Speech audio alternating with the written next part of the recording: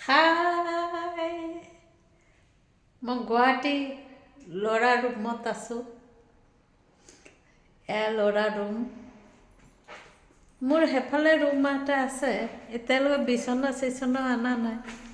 এইটো পাকঘৰ, লাইটটো জ্বলাই এইটো পাকঘৰ। এয়া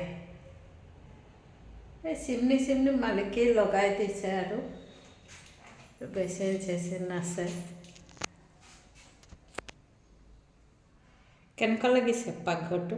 মই এনেকুৱা পাকঘৰ ভাল লাগে। আমাৰ যোৰহাটৰ ঘৰটোৰ পাকঘৰ ইমান ধুনীয়া নহয়। বস্তু বাহানি অনা হোৱা নাই। এইটো হল ৰুমটো,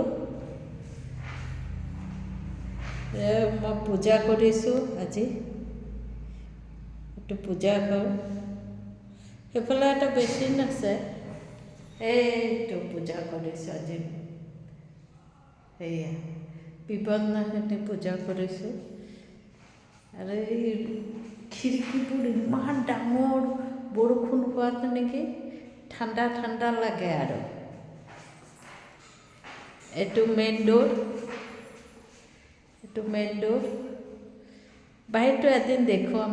আৰু এফালেও এটা বাথৰুম আছে।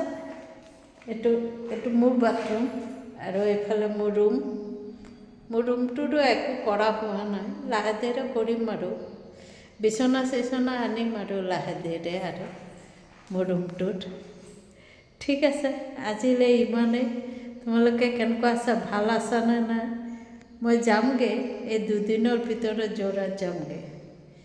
বিয়াও পালে নহয়, আমাৰ বিয়া আহি আছে ওচৰত। সেইকাৰণে ৰুমটো ল'লে। কেনেকুৱা হৈছে ৰুমটো?